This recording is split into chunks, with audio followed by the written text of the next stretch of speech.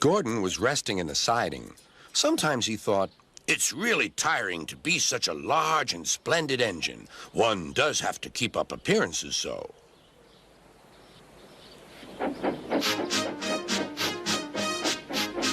Beep, beep, beep, beep. Hello, lazy bones, whistled Henry. What cheek, spluttered Gordan. That Henry is too big for his wheels. Fancy speaking to me like that. Me, who has never had an accident. Aren't jammed whistles and burnt safety valves accidents? Asked Percy innocently.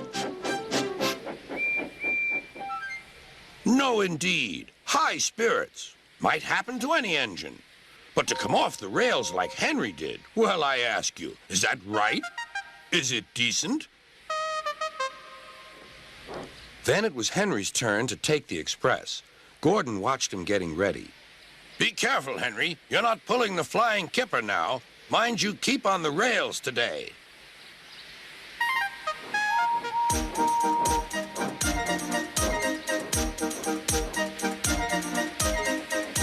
Henry went off in a huff, and Gordan yawned and went to sleep. But not for long. Wake up, Gordan, said his driver. A special train's coming, and we're to pull it. Is it coaches or freight cars?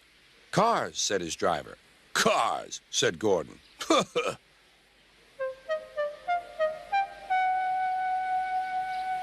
Gordan's fire was slow to start, so Edward had to push Gordan to the turntable to get him facing the right way. I won't go! I won't go! Grumbled Gordan. Don't be silly! Don't be silly! Puffed Edward. At last, Gordan was on the turntable. The movement had shaken his fire. It was now burning nicely and making steam. Gordan was cross and didn't care what he did. He waited till the table was halfway round. I'll show them, he hissed. He moved slowly forward to jam the table, but he couldn't stop himself and slithered into a ditch. Whoosh! He hissed. Get me out! Get me out!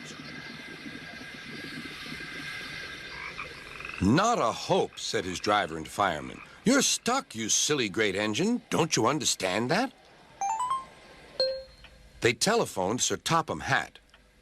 So Gordan didn't want to take the special train and ran into a ditch? What's that you say? The special's waiting? Tell Edward to take it, please, and Gordan, leave him where he is. We'll get him out later. On the other side of the ditch, some little boys were chattering. Oh, doesn't he look silly? They'll never get him out. They began to sing. Silly old Gordan fell in a ditch, fell in a ditch, fell in a ditch. Silly old Gordan fell in a ditch, all on a Monday morning. Gordan lay in the ditch all day. Oh dear, he thought, I shall never get out. But that evening they lifted Gordan and made a road of sleepers under his wheels to keep him from the mud. Strong ropes were fastened to his back end, and James and Henry, pulling hard, managed to bring him to safety.